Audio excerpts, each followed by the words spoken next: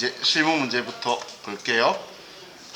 자, 첫 번째 문제 1번 큰 건 기초정보관리인데, 자, 이 문제는 항상 위치는 여기하고 그리고 여기에서 볼 거예요. 화면에 여기하고 여기에서 첫 번째 기초정보관리 문제 1번의 문제는 여기 두 군데서 할 거다라고 보시면 돼요. 자, 그럼 첫 번째 문제는, 자, 다음은 주식회사 옥산테크의 사업자 등록증이다. 기초정보관리의 회사 등록 메뉴에 입력된 내용을 검토하여 누락부는 추가 입력하고 잘못된 부분은 정정하시오. 단 주소 입력 시 우편번호는 입력하지 않아도 무방함. 자, 그럼 먼저 회사 등록 메뉴에 들어간다는 건 우리 회사 이야기란 이야기죠. 자, 그럼 회사 등록으로 가면 이제 우리 연습할 때하고 다르게 시험 때는 딱 우리 회사 하나밖에 없어요. 시험 때는. 자, 그럼 사업자 등록번호는 일치하고 회사명은 일치하고 대표자 이필재, 그리고 기업 연월일도 17년 8월 14일 맞고, 법인 등록번호를 보니까 법인 등록번호가 틀리다. 그죠? 자, 법인 등록번호 수정하고, 다음 주소는 일치하네. 그리고 업태 제조 종목은 운동기구인데 철근이라고 적혀 있네요. 그럼 종목을 운동기구로 바꾸고, 자, 다음 이제 나머지 특이한 거 없고, 그럼 관할 세무서를 보니까 사업장 관할 세무서가 경산이라고 돼 있네. 경주죠. 그럼 F2번에서 경주, 여기 방금 경산 적혀 있던 걸 경주라고 바꿔준 거예요. 자, 그럼 이제 더 이상 틀린 데가 없죠. 만약에 이메일 주소를 알려주면 추가사항에 보면 신고 담당자 이메일 주소 쓰는 곳은 여기에 있어요. 이메일 주소라든지 국세 환급금 계좌 알려주면 여기에서 쓰시면 돼요. 추가사항에 가서. 자, 그럼 우리 3점 끝났어요. 자, 다음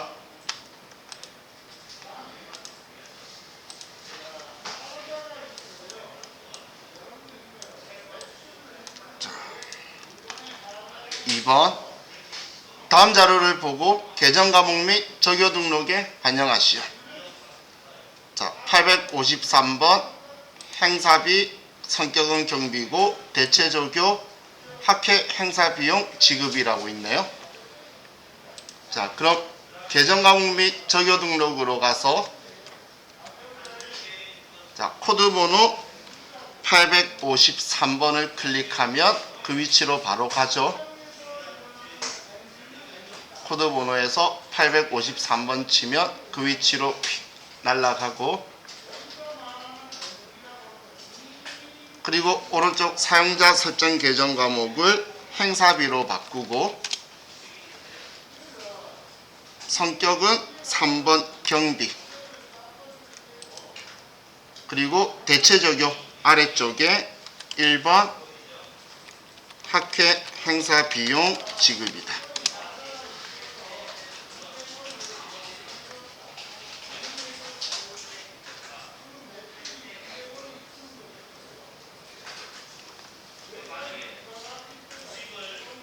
됐죠? 자, 다음 3번 외상 매출금과 외상 매입금의 초기 2월은 다음과 같다. 거래처별 초기 2월 메뉴에서 수정 또는 추가 입력하시오. 이번에 거래처별 초기 2월 문제가 여러 개 적어놓고 4점짜리로 줬네요. 거래처별 초기월은 여기 위치해 있죠. 왼쪽 아래에. 자, 클릭하시고, 자, 먼저 외상매출금 클릭하면 대원이 일단 금액들이 틀리네요.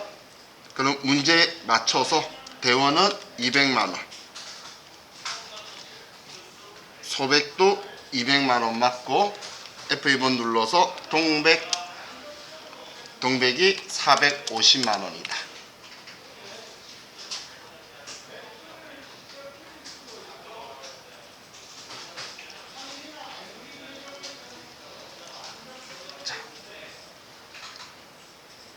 외상매입금 클릭해서, 자, 비바 산업은 금액이 없는 거죠. 그럼 스페이스바 엔터 치면 지워지고, 우송유통은 4,300만원, 공간기업은 200만원. 거래처별 초기월은 그냥 이 금액 맞춰서 차익만 없어지면 정확한 거예요. 그럼 얘는 크게 어려울 거 없죠. 자, 이렇게 하면 이제 우리는 첫 시작을 10점을 가지고 시작하는 거예요. 이번에 거래처별 초기월이 있으면서 우리 정기분 재무제표 맞추는 게 없죠. 그러면 전표 입력에 어려운 문제가 꼭 들어가 있어요. 항상 그런 식이더라고요. 자, 이제 일반 전표 문제가 있는데, 자, 일반 전표 문제 6개를 먼저 분개를 하고 한 번에 입력을 할게요. 그래서 자, 일반 전표, 자, 첫 번째를 보면 자, 7월 3일 공장에서 사용 중인 기계장치 수리비로 1,500만원을 주식회사 한국의 보통예금으로 이체하였으며 기계장치의 가치가 증가한 자본적 지출이다. 그럼 보통예금에서 이체해서 줬으니까 대변의 보통예금이고 1,500만원 줬고, 자, 차변에는 그럼 기계장치 가치가 증가한 자본적 지출이래요. 그럼 계정과목 뭐라고 해야 되죠? 우리 자본적 지출이면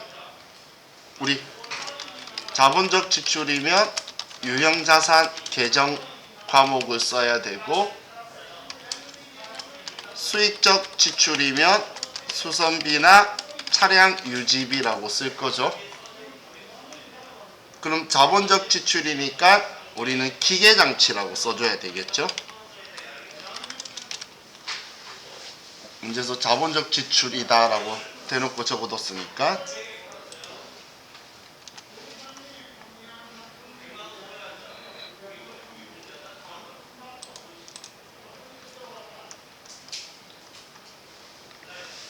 자, 다음 7월 5일 태종빌딩과 전월에 체결한 본사 건물 임대차 계약의 잔금일이 도래하여 임차보증금 5천만원 중 계약일에 지급한 500만원을 제외한 4,500만원을 보통예금 계좌에서 이체하였다. 단 하나의 전표로 처리할 것. 자, 그럼 지금 보증금 5천만원을 우리가 건 건데, 계약금으로 500을 과거에 준 게 있었고 4,500은 지금 오늘 보통예금에서 준 거죠. 그럼 항상 확실히 내가 알겠는 것부터 위치 잡자라고 했어요. 그럼 우리 보통예금에서 4,500만원 나간 거 알겠죠? 그럼 이 돈이 나간 이유가 뭔가 건물을 빌리면서 보증금 건 게 임차보증금이죠. 그럼 차변에 임차보증금이다 라고 쓰고, 자, 그리고 보증금에는 거래처 쓰라고 했던 거 기억나시나요? 그럼 여기에는 태종빌딩이라고 거래처를 쓰고, 그럼 보증금은 총 5천만원이잖아요. 그럼 얘는 5천만원이다 라고 써야 되겠죠. 그럼 차이나는 500만원은 우리 과거에 계약금 줬을 때에 계약금을 줬으니까 출급자 선급금이라고 써뒀겠죠. 그래서 이제는 선급금을 지워줘야 되겠죠. 여기도 태종 빌딩이다. 거래처 꼭 써줘야 되겠죠.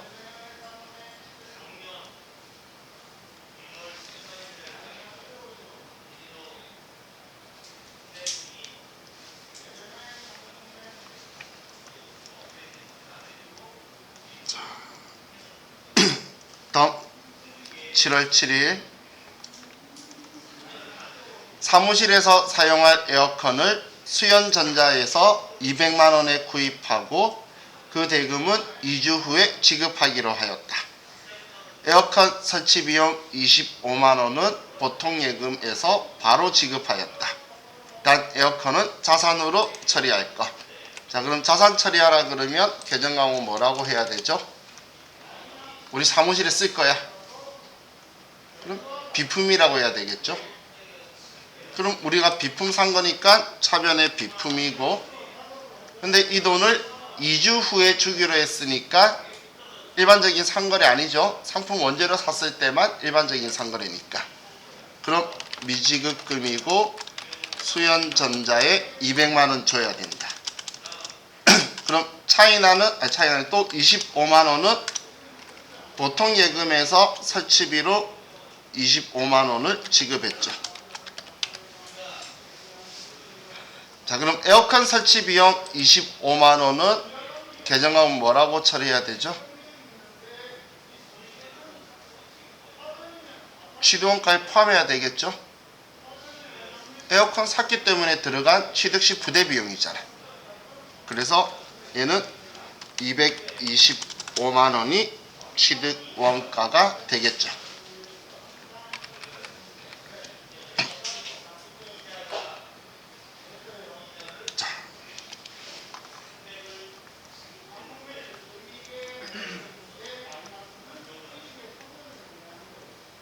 다음 8월 6일 주식회사 달리자의 외상매출금 1000만원 중 600만원은 보통 예금에 입금받고 나머지 400만원은 자기합수표로 받았다. 자기합수표로 받았으면 현금 받은 거죠.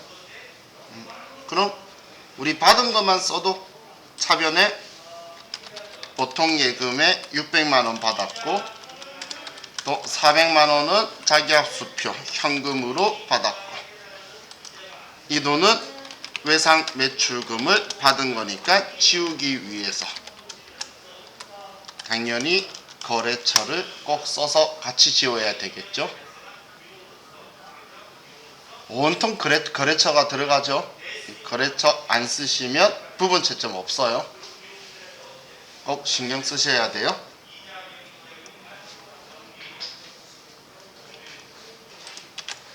자, 다음 8월 19일 전자부품용 기계장치를 성능 저하로 폐기 처분하였다. 단기의 감가상각비는 고려하지 않은. 그럼 일단 우리 기계장치를 지워야 되겠죠. 3,500만원에 사와서 3,150만원 다른 기계장치 지울 거면 자, 차변에 적혀있을 기계장치 취득가액을 대변에 기계장치 3,500만원 지우고 차변에는 기계장치의 감가상각 누계액을 3,150만원 지워주고 그럼 차이나는 350만원. 자, 우리가 사용하고 있던 기계를 폐기 처분한 거예요. 그럼 없애버렸죠. 그래서 장부에 지우는 걸 처분이라고 한다라고 했죠. 그래서 얘는 유형 자산 처분 손실이다라고 처리하는 거죠. 우리가 사용하던 건물을 철거하거나 지금 쓰던 이 기계 장치를 폐기하거나 사용하던 자동차를 폐차하거나 그러면 그 장부가액만큼 유형자산 처분 손실로 처리하는 거예요.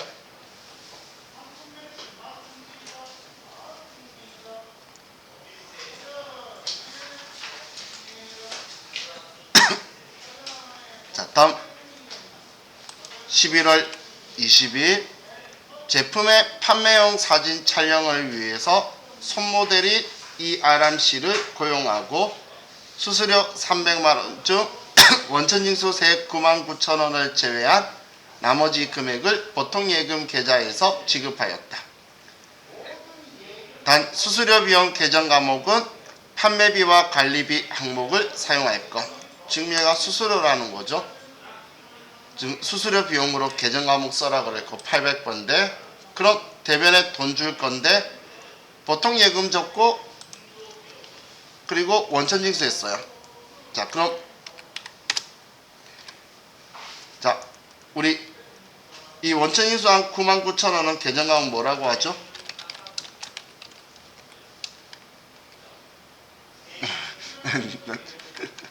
예수금이라고 하죠? 그죠? 방금 눈빛이 그런 눈빛이었어. 그거 맞아요.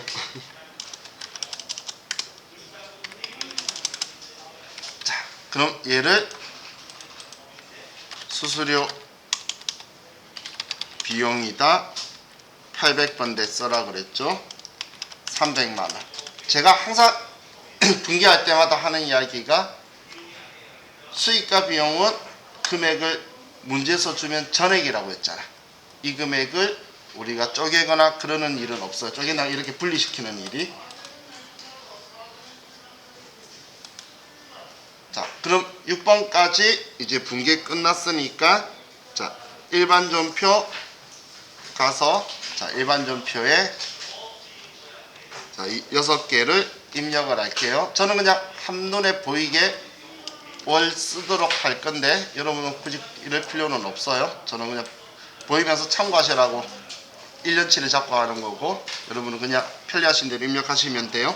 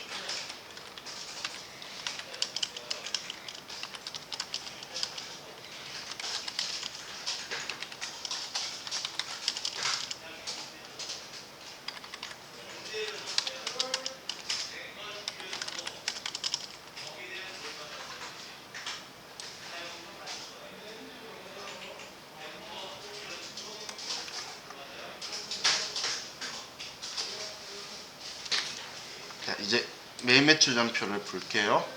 자, 매일 매출 전표 문제는 이제 여러분들 시험 문제 푸실 때, 자, 연습을 한 번이라도 했는데 내가 과세 유형이 틀렸어. 그러면 무조건 지금 제가 하는 방식으로 문제를 푸세요. 속도도 사실 이게 더 빠른데 귀찮아요. 어떤 방식이냐면, 문제 풀지 말고 과세 유형부터 적어 놓는 거예요. 자, 먼저 우리 과세 유형 번호를 못 외우잖아. 그렇기 때문에 매일 매출 전표 입력 들어가서 첫 번째 문제인 8월 7일이라고 쓰면 아래쪽에 번호가 보이죠?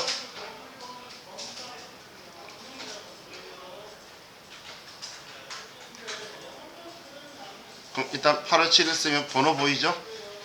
지금 여기 들어온 게 부가세 유형 앞에 있는 번호를 봐서 문제 앞에다가 번호부터 적어 놓을 거예요. 과세 유형부터 잡을 거라는 이야기예요. 자, 그럼 첫 번째 8월 7일은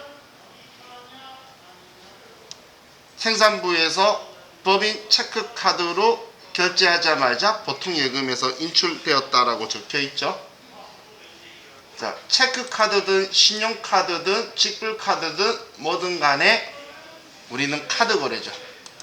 카드 거래면 과세 거래냐 면세 거래냐 카드로 결제했는데, 그럼 세금이 따로 3만원이 적혀 있죠. 그럼 과세 거래죠. 얘는 57번 카드 과세가 되는 거죠.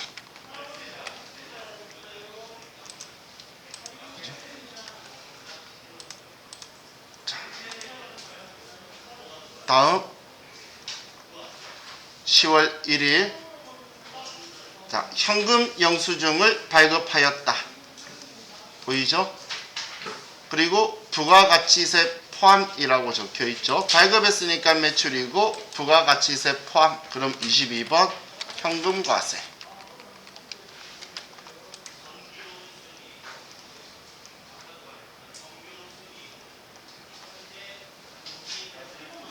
(22번) 현과.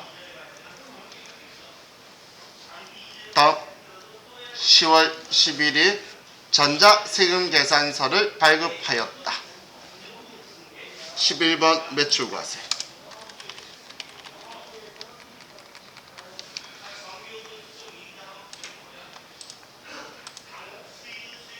11번 매출과세고, 다음 10월 30일 발급받은 수정세금계산서이다. 세금계산서 발급받았죠? 그럼 수정이니까 과거랑 그대로 갈 건데, 과거에 원재료 사면서 세금계산서 받았으면 51번 매입과세였겠죠? 그럼 수정세금계산서도 똑같이 51번 매입과세.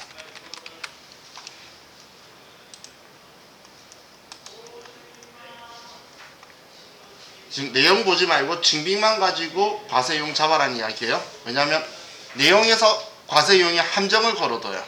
그래서 증빙만 보고 과세용 잡아라는 이야기예요. 자, 다음 5번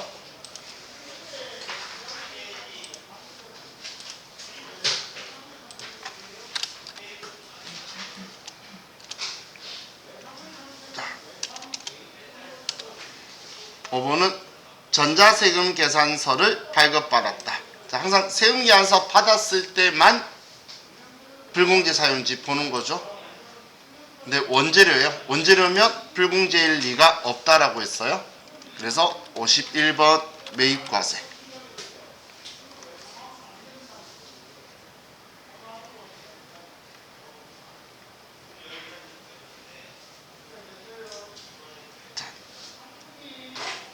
다음 11월 19일 이번엔 선적이라는 말도 있고 뭐 수출이라는 글자도 보이죠? 선적, 수출 이런 말이 있으면 16 수출이다 라고 과세 유형을 선택해야겠죠?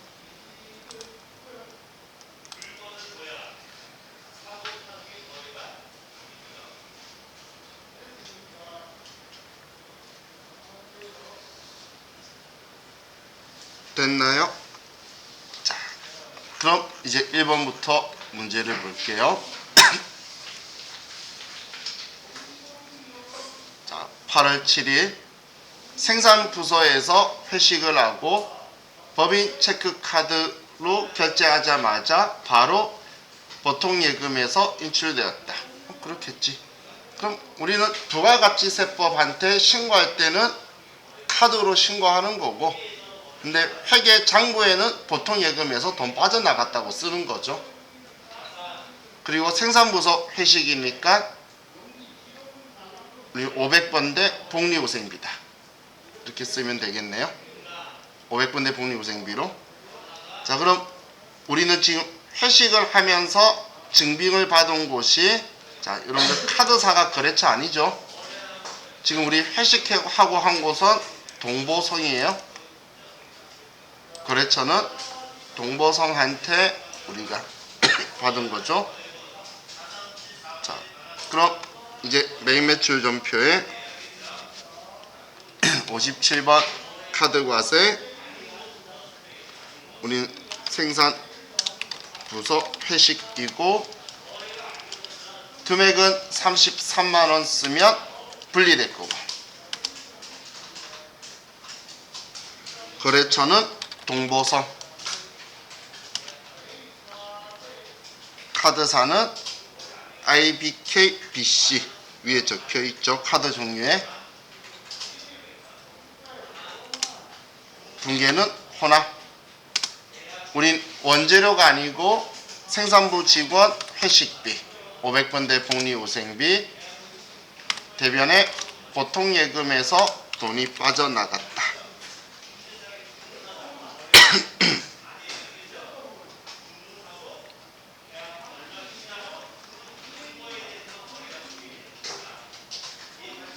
자, 되셨죠? 다음 2번 10월 1일 천안 제1공장에서 사용하던 기계장치를 주식회사 재생에 440만원에 매각하고 현금 영수증을 발급하였다. 매각대금은 전액 자기압수표로 받았다. 자, 이 기계장치의 장부 금액이 1000만원인데 얘를 400만원에 판 거죠. 부가세 내 거 아니니까. 그럼 600만원 손해다라고 나올 거예요. 그래야 되겠죠? 자, 그럼 날짜 10월 1일 날, 자, 현금 영수증 발급 과세 거래라서 22번 현금 과세고, 기계장치를 팔았어요. 440만원 쓰면 분리될 거고. 다음 거래처는 주식회사 재생, 분계는 혼합. 자, 우리 고정자산 매각할 때 순서 기억하자라고 했죠. 대변에 먼저 유형자산 계정 과목으로 제품 매출을 바꾸고, 그리고 취득 원가 5천만원. 다음 차변에 유형자산 다음 번호인 감가상각 누계액을 써서 감가상각 누계액 4천만원. 다음 부가가치세 포함해서 받는 돈을 쓸 건데 자기압수표로 받았으니까 현금으로 440만원이다. 이렇게 써야 위에 이익인지 손해인지 나오는데 600만원 손해다라고 떴죠. 그러면 차변에 유형자산 처분 손실이다. 이렇게 분계가 들어와야 되겠죠.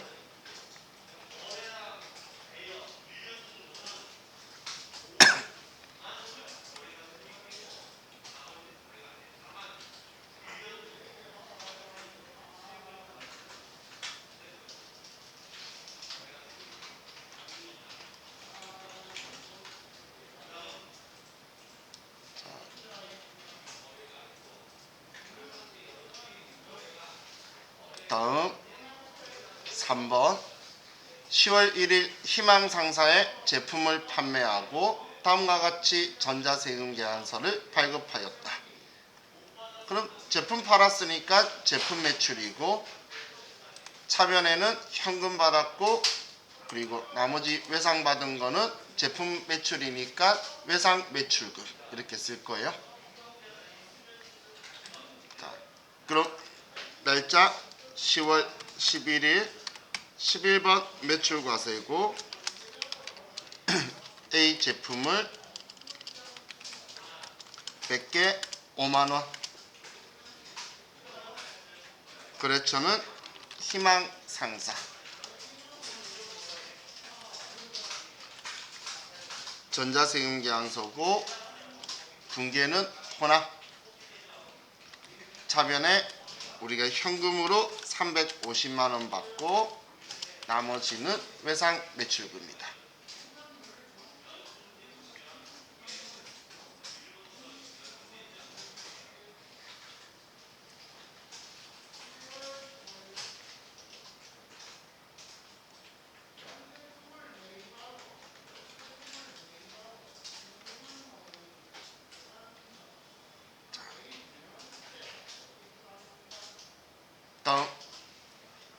10월 30일.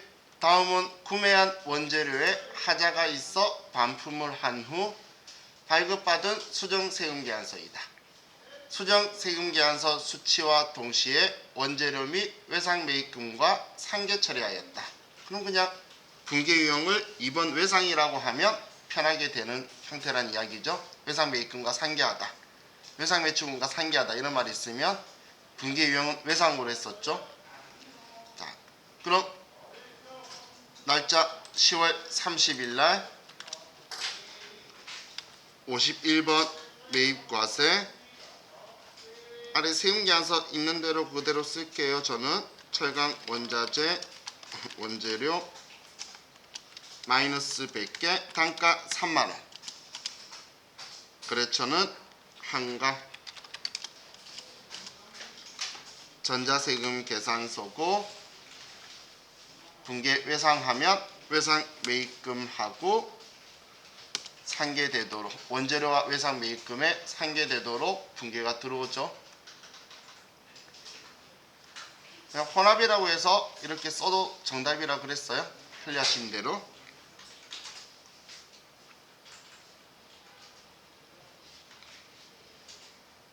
자, 다음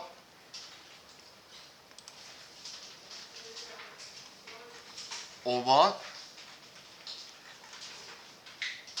11월 10일 주식회사 남서울로부터 원재료를 1,320만원에 매입하고 전자세금 계산서를 받았다. 동일자의 매입대금 중 11월 1일에 지급한 선급금 100만원을 제외한 나머지 금액을 보통예금에서 이체하였다. 그럼 51번 매입과세고 원재료인데 대변에 선급금 100만원 지우고 나머지는 보통예금이라고 써주기만 하면 되겠네요. 자, 그럼 11월 10일 날 51번 매입과세고 원재료 1,200만원의 별도, 거래처는 남서울이고 전자세금 계산서 분계는 혼합. 원재료 샀고 대변에 이제 선급금 100만원 지우고 나머지는 보통예금에서 이체했다.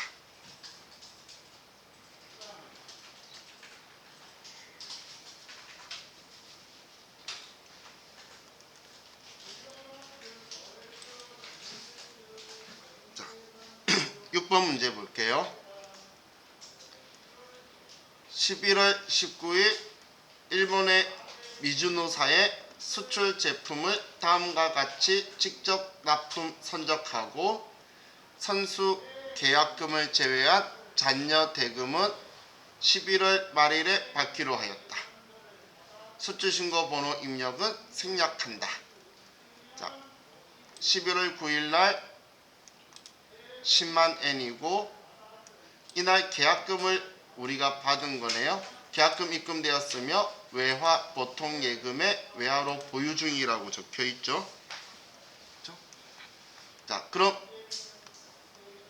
얘는 지금 외화로 보유하고 있기 때문에 환가를 안 했죠. 그러면 전부 다 선적일 기준환율이 되겠죠. 이해가셨죠?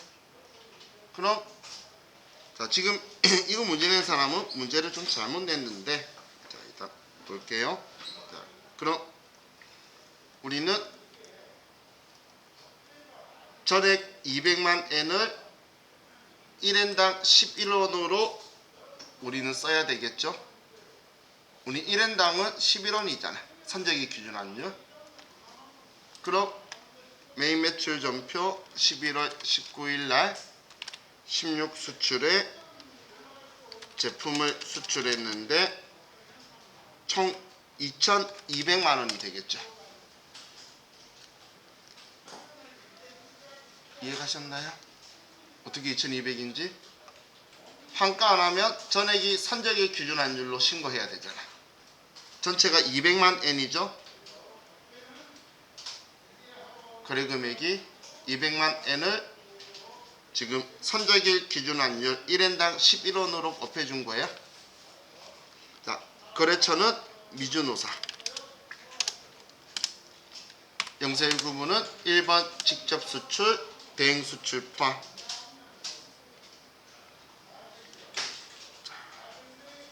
그리고 혼합이라고 해야 되겠죠. 자, 대변의 제품 매출은 전부 다 선적의 기준 환율 맞고, 차변에 자 우리 계약금 받았을 때 그때 뭐라고 썼을까? 계정 과목. 시험 때 그게 생각 안 나면 날짜 지금 알려주고 있잖아, 문제에서. 11월 9일 날. 그죠? 환가를 했던 안 했던 돈 받았으니까 우리 시험 때는 무조건 알리바이를 어떻게든 넣어둬요. 이렇게. 그럼 선수금이라고 해서 105만 5천 원으로 이날 환율이 100엔당 1055원이니까 이 금액을 해뒀다는 거예요. 이해갔나요? 그럼 대변에 선수금 적혀 있는 거 이제는 차변에 지워야 되겠죠, 이 금액을.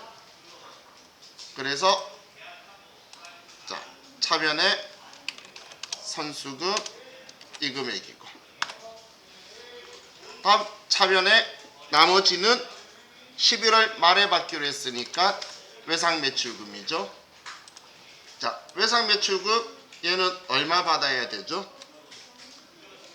190만 엔인데 1엔당 11원. 그럼 2090만 원을 받아야 되겠죠. 나머지는 지금 190만 엔은 지금 외상한 거잖아. 그죠? 지금 얘는 11월 말에 나머지 받기로 했죠. 그래서 11원으로 계산을 한 거예요. 그러면 2090만 원이 되죠. 그럼 차이나는 45,000원은 마이너스 떴네요. 외환 차손이다 라고 들어와야 돼요. 자, 사실 이 문제는 문제 낸 사람이 문제 잘못 냈어요. 바보예요. 자, 우리가 답안지를 나중에 여러분들이 보시게 된다면, 자, 보시면 처음에 이렇게 썼어요. 틀린 답이에요. 누가 이재기 신청했는데 답 줄 때도 여기다 붙여놨어. 얘가 지금 여기다 붙어야 되는데 지금 자기가 얘를 생뚱맞은 밑도 끝도 없는 숫자로 써서 틀린 답을 제시했어요. 근데 틀렸다고 안 하고 얘가 맞다라고 적어준 거야. 그래서 이걸 답으로 공부하셔야 돼요. 만약에 답을 이걸로 제시했는데 이거 쓰면 틀렸다고 하면 할 말 없어요. 이 다음은 근거 없는 외상 매출금이에요. 왜 이 날짜에 환율을 써서 외상 매출금을 쓸 일은 없겠죠. 그죠? 그리고 환율 자체가 안 맞아요. 그냥 나머지 잔액을 잡았기 때문에 잘못한 거예요. 그래서 여러분은 이걸로 기억하셔야 돼요. 지금 이게 우리가 쓴 거죠. 근데 답 올려놓기도 얘를 요 위에다가 또 붙여놨어. 남들이 못 알아보게. 그죠? 얘네들 이상한 애들이에요. 자기 틀렸다는 말을 잘 안 하는데 이건 문제 잘못 낸 거예요. 이렇게 쓰시면 안 돼요. 영원히. 이건 틀린 거예요.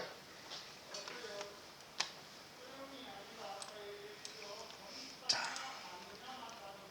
그럼 이제 오류 수정 문제는 이제 문제 4번 오류 수정 문제예요. 자, 8월 10일 본사 판매 부서가 사용하고 있는 화물 자동차에 대해 만능 공업사에서 정비를 받으면서 58만 3천 원을 현금으로 결제하고 현금 영수증으로 받았다. 회계 담당자는 매입세액을 공제받지 못하는 것으로 처리하여 일반 전표에 입력하였다. 자, 우리 화물차에 우리가 정비를 받은 거니까 매입세액 공제가 되죠. 매입매출 전표 아래 연결해서 하는 거예요. 자, 그럼 매입매출 전표에 61번 현금과세에서 써야 될 거를 그냥 일반 전표에 처리했다는 거예요. 지금 이 문제는. 그럼 메인 매출 전표에 61번 현금 과세로해서 맞는 공업사한테 차 수리한 걸로 처리하고 일반 전표권은 지우란 이야기예요. 지금 이 금액에서 공급 가액은 차량 유지비가 될 거고 부가가치세는 환급받을 수 있으니까 부가세 대급금이 돼야 되겠죠. 자, 먼저 일반 전표권을 보면 지금 날짜 8월 10일 날 이렇게 차량 유지비라고 전부 다 써뒀다는 거예요. 근데 지금 일반 전표를 보면 이렇게 잘못 들어와 있다는 이야기예요. 그럼 메인 매출 전표에 53만원에 53,000원에서 이제 나오도록 먼저 처리를 해야 되겠죠. 현금 지급한 걸. 그럼 먼저 메인 매출 전표에 제대로 쓸게요. 8월 10일 날 61번 현금 과세로 화물 자동차 정비를 했고 58만 3천원이라고 쓰면 분리가 되죠. 그리고 맞는 공업사고 분계는 뭐 현금 하셔도 되고 혼합해도 되고 일단 얘는 800번대의 차량 유지비고 대변에 현금이다라고 이렇게 들어와야 되는 거죠. 이렇게 해야 될 걸 지금 일반 전표에 잘못 입력해뒀다는 거예요. 그럼 제대로 된 걸 쓰고 그리고 일반 전표에 잘못된 거는 앞에 네오박스 체크해서 삭제 얘는 지워주는 것까지 하셔야지 분기가 두 번 들어가지가 않죠. 자, 이렇게 하면 자, 첫 번째 거 되었고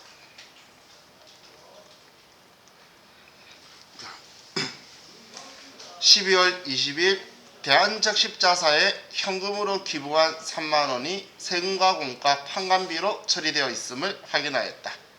자, 기부한 돈에 대한 계정 과목 뭐라고 써야 되죠? 기부금이지. 기부금이라고 해야 될 걸 세금과 공과로 잘못 처리했다는 거예요. 그러면 12월 일반 전표 12월 20일 날 지금 얘를 세금과 공과라고 적혀 있죠. 세금과 공과로 잘못 적은 이 계정 과목을 기부금으로 바꿔주기만 하면 되겠죠. 그럼 기부금이라고 위에 덮었으면 되겠네요.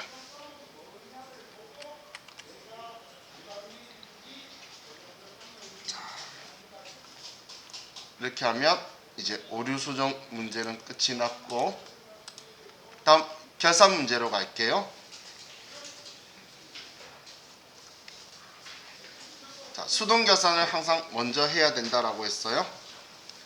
자, 1번 기말 현재 당사가 장기 투자를 목적으로 보유하고 있는 주식회사 하나가 발행한 주식의 취득원가 전년도 말 및 당해년도 말 공정가액은 다음과 같다. 단 하나의 전표로 입력할 것. 자, 이걸 우리가 분계를 하면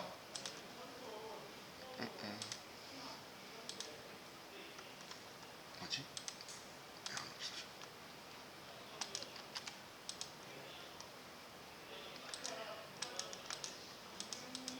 죄송해요. 뭔가가 멈췄는데.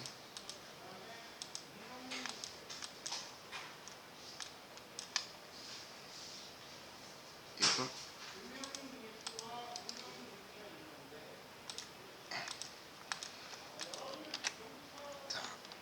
일단 제가 답을 써볼 테니까 이해가는지 안 가는지 저한테 눈빛을 사인을 보내주세요. 자, 장기 투자 목적으로 보유하고 있는 주식이래요. 계정 과목이 뭐죠? 단기 매매 증권 아니라는 거 알겠죠? 만기 보유 증권 아니라는 거 알겠죠? 그럼 매도 가능 증권으로 생각하시면 돼요. 그럼 지금 매도 가능 증권을 가지고 있는데 지금 매도 가능 증권이 3천만원에 사서 3,200만원으로 올랐다가 2,800만원으로 내렸죠. 그럼 지금 장부에 3,200 맞춰뒀을 건데 전기 말에 올해 2,800으로 맞춰야 되니까 400만원 내려야 되겠죠. 그래서 대변에 매도 가능 증권 그리고 투자 자산으로 선택하고 장기 투자 목적이니까 400만원을 썼어요.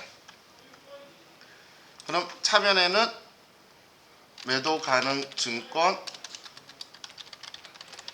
전년도에 증가시켰던 평가이익 200만원을 먼저 우선 상계하고 나머지 200만원은 매도 가능 증권 평가 손실이다 이렇게 써줘야 되죠. 단기 매매 증권이었으면 단기 매매 증권 평가 손실 400인데 매도 가능 증권은 전년도에 200만원 높이면서 대변에 매도 가능 증권 평가 이익이라고 적었던 걸 먼저 우선 상계하고 나머지를 얘는 지금 지운 거예요. 위에 거는. 그리고 아래에 평가 손실 200만원이라고 참고에 기록해 둬야 되겠죠. 이해가시죠? 자, 아무 말이 없으면 이해 잘 하신 걸로 생각할게요. 자, 다음 2번 12월 31일 현재 장기 차입금 현황은 다음과 같다. 그럼 우리는 여기에서는 언제 상환하는지 장기 차입금 현황이라 그랬으니까 언제 상환하는지를 봐서 내년에 상환해야 되는 것만 유동성 대체를 해줘야 되겠죠. 장기 차입금은 비유동 부채잖아요. 근데 상환일자가 내년 22년도인 게 장기 차입금 2번이라고 적혀있는 한일물산 거네요. 얘는 내년에 상환하는 거 아니니까 아직 신경 안 써도 되죠. 내년에 상환기일이 도래한 한일물산 것만 유동성 대체하라는 거예요. 그럼 장기 차입금을 지워주고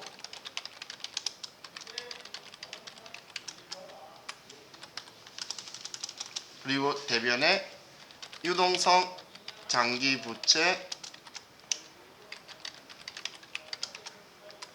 한일물산이다라고 해서 이렇게 써줘야 되겠죠. 자, 이 분계 기억하자라고 전에도 이야기했었죠.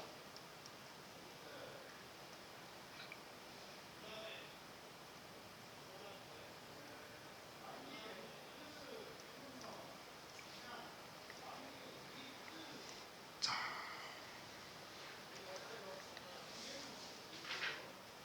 그럼 3번은 대손 충당금 설정하는 문제네요. 3번은 이 문제는 자동 결산 할 테니까 그럼 1번하고 2번만 일반 전표 12월 31일 날 먼저 수동 결산 문제를 입력을 하고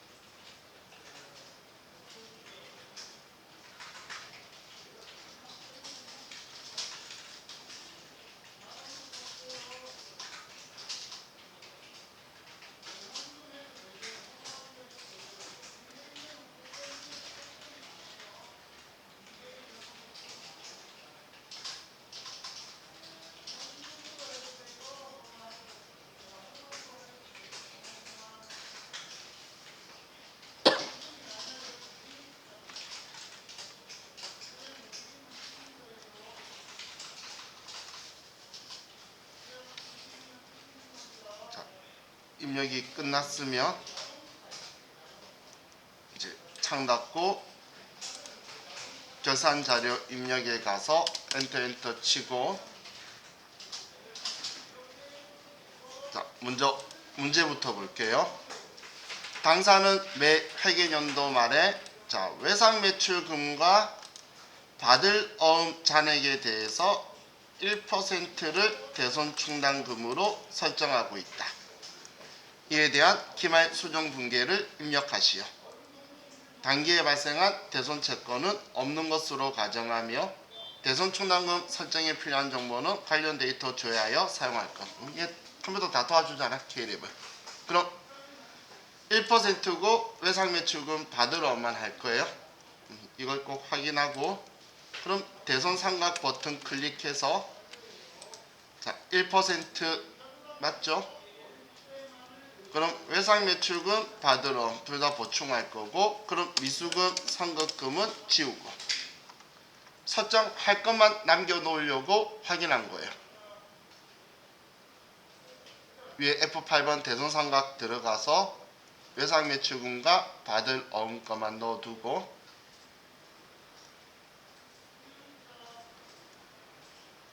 그리고 결산 반영 누르시고 전표 추가. 그럼 자동 결산 분계 완료가 나오면 이제 끝났고, 다음 조회 문제를 볼게요.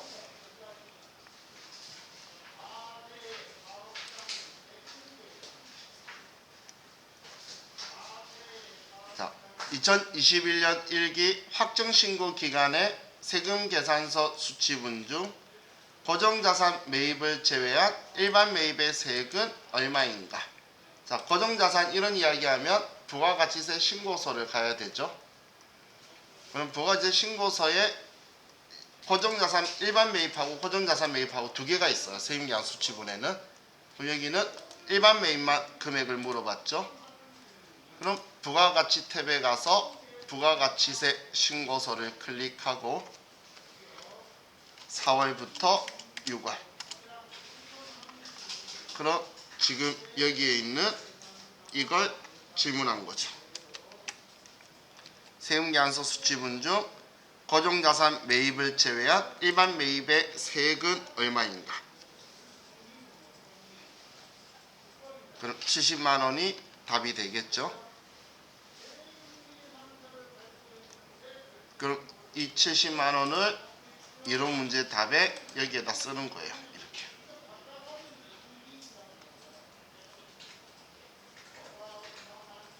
지금 바로 거 안 써도 돼요. 전 종이 안 적어두고 있으니까 쓴 거고.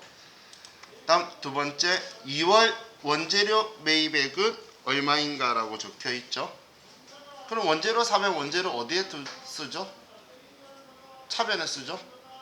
그럼 그냥 뭐 여러 군데 다 갈 수 있는데 청계정 원장 가면 한 달치가 한눈에 보이죠.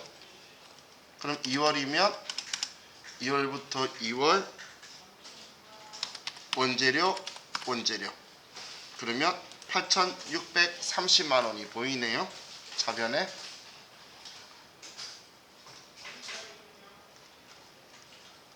한눈에 8,630만 원 보이죠? 뭐 1개표, 2개표 가도 되고 계정별 원장 가도 되고 뭐 여기서 봐도 되고 편리한 대로 보시면 돼요. 그럼 얘가 8,630만 원이다. 자, 다음 3번 1기 확정 부가가치세 신고에 반영된 내역 중 6월에 카드로 매출된 공급 대가는 얼마인가 라고 적혀 있죠. 그럼 카드로 매출된 금액을 보려면 공급 대가면 과세면 17번 카드 과세죠. 그럼 이렇게 과세 이용으로 찍었을 때는 메인 매출장으로 가는 게 좋다라고 했죠. 왜냐면 부가가치세 신고서는 현금 영수증이랑 섞여 있을 거라 그랬잖아요. 그래서 메인 매출장으로 가서 메인 매출장에 1기 확정 4월부터 6월 그리고 매출 2번 선택하고 17번 카드 과세. 그럼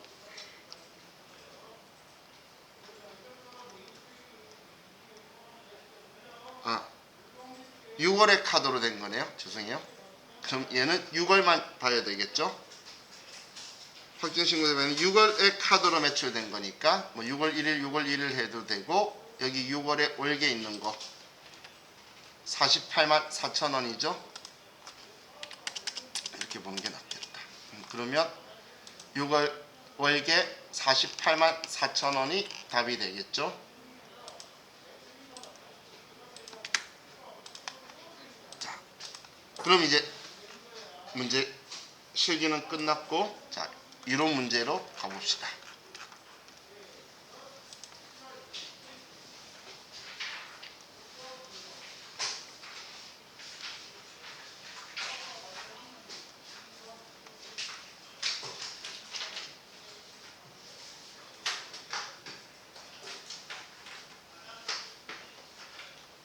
자, 이제 1번. 다음 중 기말 결산 과정에서 가장 먼저 수행해야 할 절차는 무엇인가? 자, 우리가 결산을 하기 전에, 우리 결산 수정 분계 하기 전 장부를 수정 전 시산표라고 해요. 우리가 기말 수정 분계를 전부 다 끝내고 나서 그 뒤에 장부를 수정 후 시산표라고 해요. 그럼 결산하기 전 첫 시작이 우리가 기중에 그냥 했던 수정 전 시산표가 되겠죠. 그리고 기말 수정 분계를 하고 나서 수입비용 계정을 마감해서 올해 거 끝내고 없애버리는, 수입비용 계정 마감이라는 것, 얘를 순액으로 하면 이익이다 손실이다 라고 정리가 되겠죠. 그걸 먼저 정리를 하고, 그리고 나서 재무제표를 작성되는 거예요. 그럼 이 수정전 시산표 작성이 가장 먼저 일어나야 되는 거죠. 그래서 답은 2번.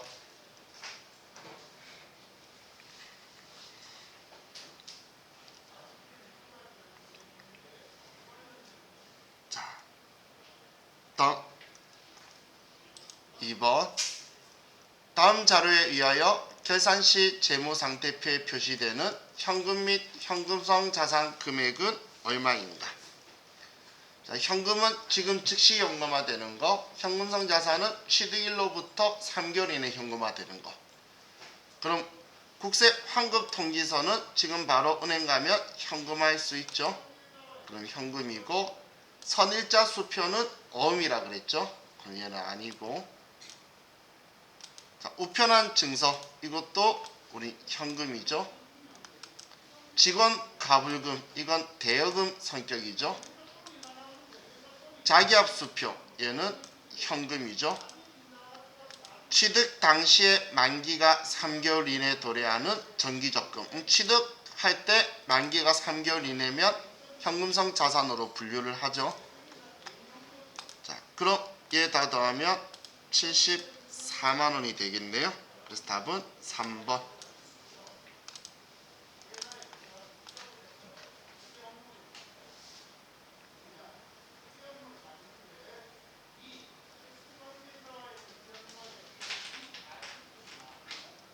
자, 다음 3번. 다음 자료에 의하여 다음 빈칸에 들어갈 금액은 얼마인가? 자, 대선 충당금인데 정기에 이월된 게 5만 원 있고, 그리고 4월 30일 날 외상 매출금 적혀 있는 금액이 있는데, 단기 중 회수가 불가능한 것으로 판명되어 대손 처리된 외상 매출금은 5천 원이다 라고 적혀 있죠. 그러면 5만 원에서 5천 원을 빼면 얼마가 남아 있는 거죠? 자, 지금 기초가 5만 원이었는데 대손이 발생해서 대손 충당금 5천 원을 뺐다는 이야기잖아요. 그죠? 그럼 4만 5천 원이죠? 그죠? 그런데 12월 31일 날 대손 상각비라고 적혀 있는 것 얼마를 보충했냐 그 이야기예요. 했더니 차기 2월 내년으로 7만 원을 보냈다는 이야기예요.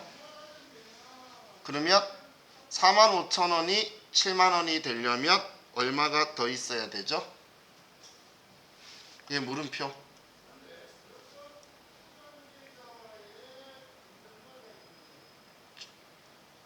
얘는 25,000원이 더 있으면 7만원이 되겠죠.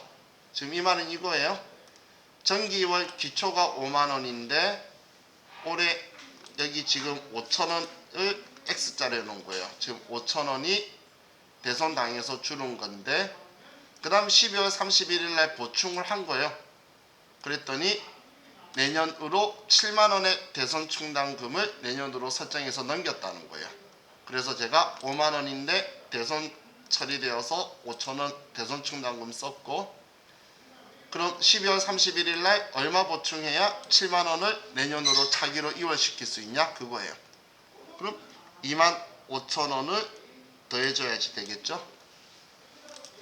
그래서 25,000원이 4번이 답이 되겠네요.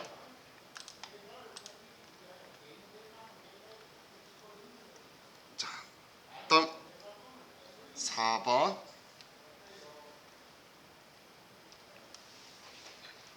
자, 다음 중 기업회계 기준에서 자산을 타인에게 사용하게 함으로써 발생하는 수익의 유형으로 옳지 않는 것은. 자, 자산을 타인에게 사용한다라는 표현은 참 문제 이상한 표현을 썼는데, 내가 돈 빌려주는 것도 내 자산을 타인이 쓰는 거고, 그죠? 뭐 어떤 거든 그런 것들이.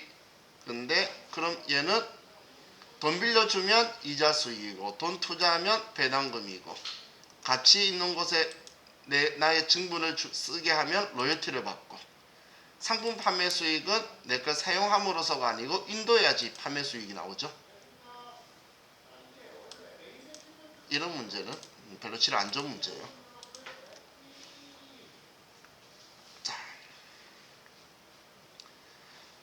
5번. 다음 중 유형자산의 감가상각비를 계산하기 위한 필수 요소가 아닌 것은. 감가상각 방법은 정해법으로 가정한 감가상각의 3요소: 취득원가, 내용연수, 잔존가치죠. 생산량이다 이런 거는 생산량 비례법 할 때는 필요할지 몰라도 뭐 다른 방식에서는 생산량이라는 건 감가상각 하는데 필요한 요소가 아니죠. 답은 1번.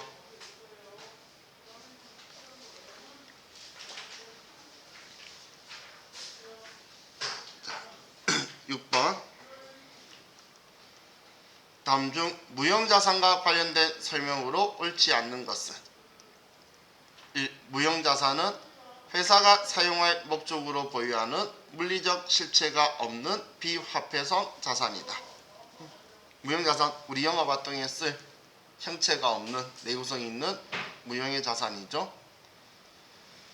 2번. 개발비는 개발 단계에서 발생하여 미래 경제적 효익을 창출할 것이 기대되는 자산이다. 우리가 개발비는 우리가 개발 단계에서 완전히 인식해서 우리가 자산으로 인식되는 걸 개발비라고 하는 거고. 3번. 내부적으로 창출한 브랜드 고객 목록과 이와 실질이 유사한 항목은 무형자산으로 인식할 수 있다. 지금 이 고객 목록 이런 것들이 영업권이죠. 그죠? 그럼 영업권은 내부 창출한 영업권은 자산으로 인식하지 않죠. 그렇기 때문에 3번은 틀렸고. 4번. 연구 단계와 개발 단계에 따라 무형자산이나 비용으로 구분할 수 없는 경우 발생한 지출은 모두 연구 단계에서 발생한 것으로 본다. 연구 단계를 지나야 개발 단계로 가는데 이 둘을 구분 못하면 아직 다음으로 넘어가는 게 아니라 그랬죠. 그렇기 때문에 연구 단계 적혀있는 거 연구 단계로 본다. 정확한 표현이네요. 답은 3번.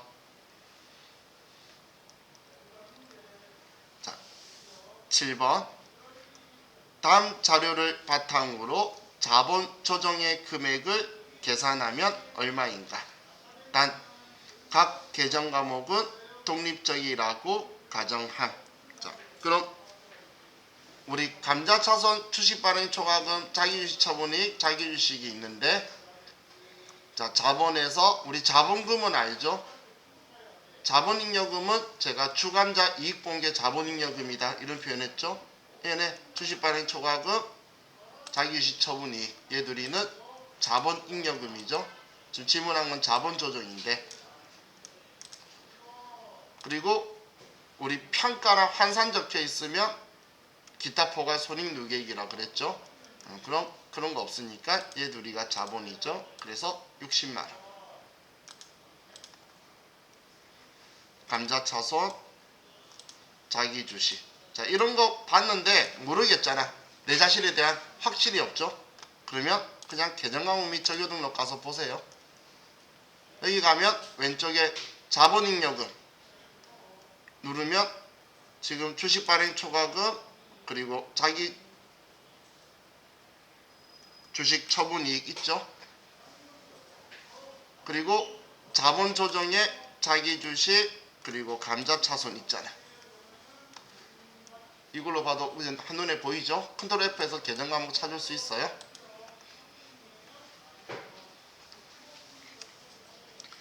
자, 8번.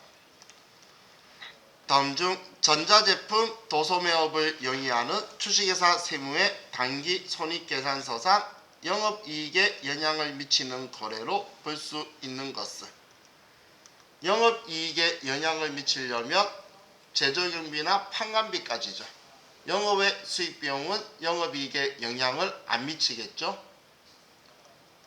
그럼 1번에 노후화된 업무용 차량을 중고차 매매 상사에 판매하고 유형자산 처분 손실을 계상하였다. 유형자산 처분 손실은 영업외 비용이죠. 다음 2번, 사업 운영 자금에 대한 대출 이자를 지급하고 이자 비용으로 계상하였다. 이자 비용도 영업외 비용이죠. 다음 3번, 상품을 홍보하기 위해 광고물을 제작하고 광고 선전비로 계상하였다. 자, 광고 선전비는 판관비죠. 800번대. 그러면 얘는 영업이익에 영향을 미치네요. 다음, 기말 결산 시 외화예금에 대해 외화 환산 손실을 계상하였다. 외화 환산 손실, 얘도 영업외 비용이죠. 그래서 답은 3번.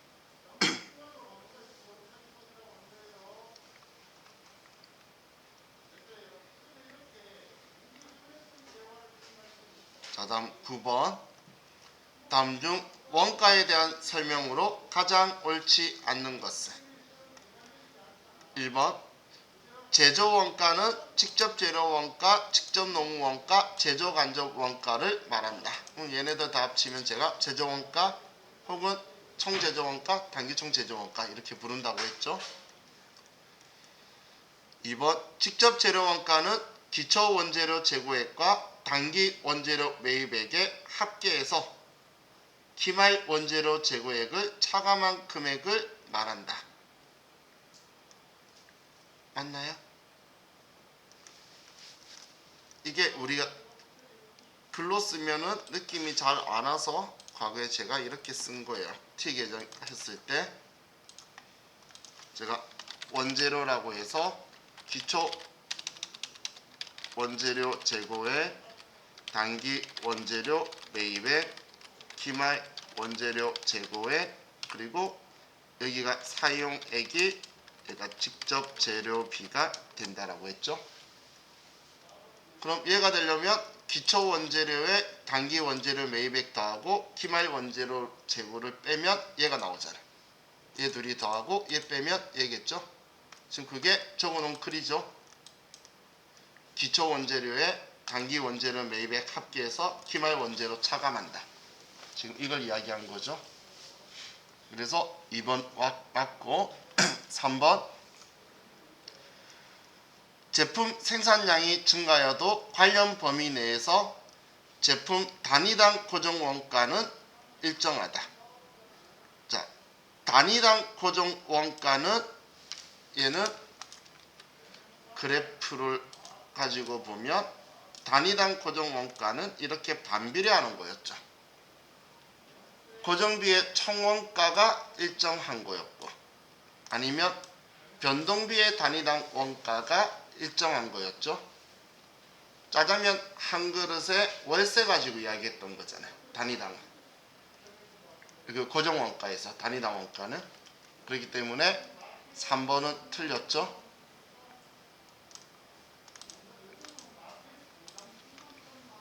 다음 4번. 혼합원가는 저업도의 증감에 관계없이 발생하는 고정비와 저업도의 변화에 따라 일정 비율로 증가하는 변동비로 구성된 원가이다.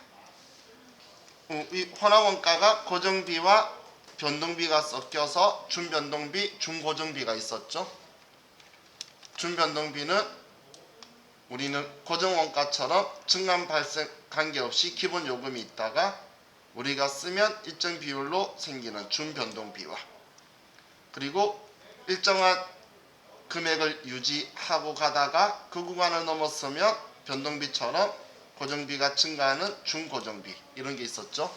그래서 4번도 맞고 틀린 거는 3번이 틀렸네요.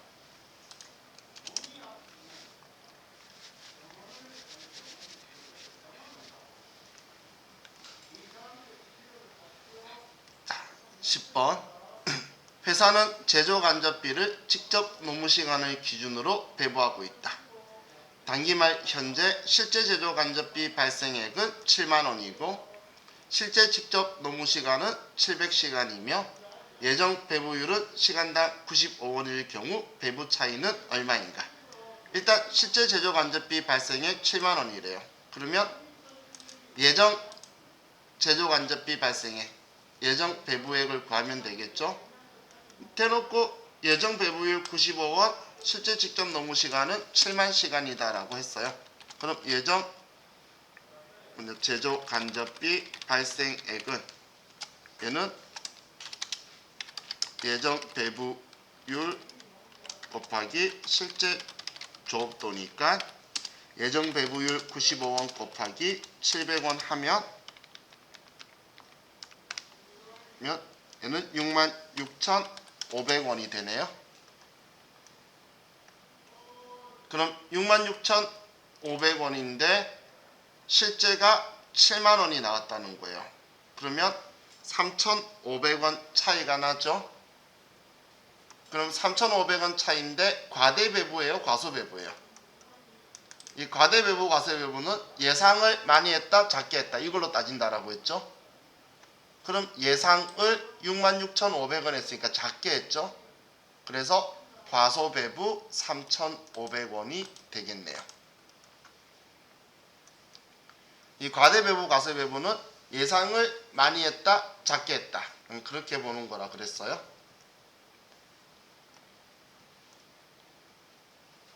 자, 다음 11번. 다음 중 보조부분 원가 배부 방법 중 가장 정확한 배부법은 무엇인가? 자, 우리 보조부분 배부하는 게 부분배원가 계산에서 직접배부법, 단계배부법, 상호배부법 그랬었죠. 그 중에 영역수수관계를 가장 많이 고려하는 상호배부법이 가장 정확하고 직접배부법이 가장 정확하지 않는 방법이라 그랬었죠. 그래서 상호배부법. 자, 12번. 다음 자료를 이용하여 평균법에 의한 가공비 완성품 환산량을 계산하시오. 재료비는 공정 초기에 전량 투입되며 가공비는 공정 전반에 걸쳐 균등하게 발생한. 그럼 여기에서는 평균법이고 가공비를 물어봤고 가공비는 균등하게 발생한다. 그럼 평균법은 완성량 더하기 기말량인데, 그런데 가공비는 얘는 무조건 기말량을 완성도 환산하는 거죠. 가공비는. 그럼 얘 계산을 하면 완성량은 1000개 더하기 기말량은 100개의 50%, 50개. 그럼 답은 1050개죠.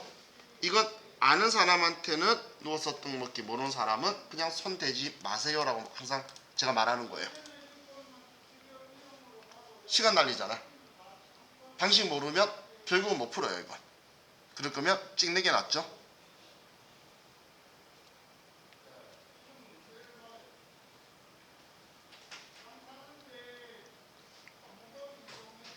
자,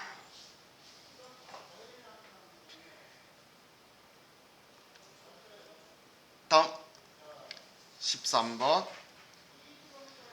다음 중 현행 부가가치세법에 대한 설명으로 틀린 것은? 1번 부가가치세는 사업장마다 신고 및 납부하는 것이 원칙이다. 이게 사업장 단위 과세 원칙 맞고, 2번 부가가치세 부담은 전적으로 최종 소비자가 하는 것이 원칙이다. 소비형 부가가치세 맞죠?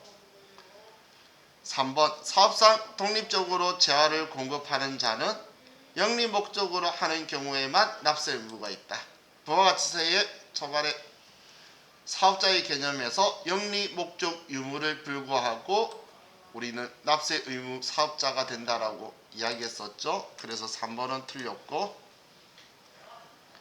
4번에 부가가치세 납세 의무자는 과세 대상인 재화 또는 용역을 공급하는 사업자와 재화를 수입하는 자다. 재화의 공급, 용역의 공급, 재화의 수입. 그래서 3번이 틀렸네요.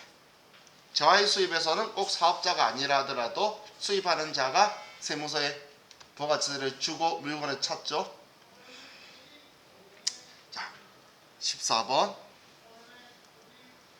다음 중 부가가치세법상 재화의 공급으로 간주되어 과세 대상이 되는 항목은? 아래 항목은 전부 매입세 공제를 받으로 간주 공급되는 걸 이야기하는 거죠. 그죠? 자, 첫 번째, 직장 연예 및 직장 문화에 관련된 재화를 제공하는 경우. 직장 연예비, 체육대회 이런 건 간주 공급에 안 들어간다라고 했죠. 또 사업을 위하여 착용하는 작업복, 작업모, 작업화, 제가 작업 3종 세트는 과세거래 아니라고 간주 공급 안 본다라고 했어요. 그리고 사용인, 인자가 붙으면 직원이에요. 자자가 붙으면 회사고, 놈자자. 그럼 직원한테 1인당 10만원 이내의 경조사 관련해서 재화를 제공하는 거, 이건 세법상 1인당 10만원까지는 과세거래로 안 보죠. 그럼 사업자가 자기 생산 취득 재화를 자기의 고객이나 불특정 다수에게 증여하는 경우, 불특정 다수는 상관없는데 고객은 거래처예요. 그럼 사업상 증여에 해당하게 되겠죠. 그러면 이거는 간주 공급 사업상 증여에 해당하게 되겠네요.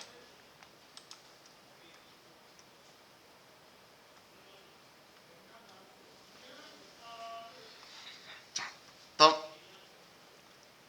15번. 다음 중 세금 계산서의 필요적 기재사항이 아닌 것은?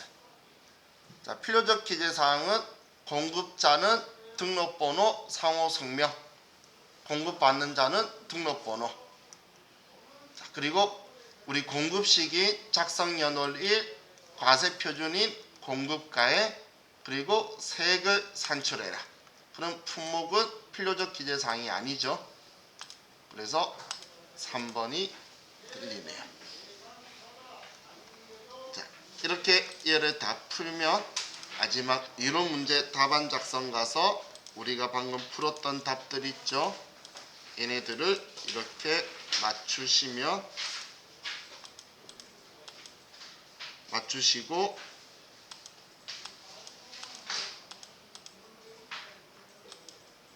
이렇게 하고 나서 아래에 답안 저장, USB로 저장 이렇게 하고 USB를 빼서 제출하면 돼요. 시험 때.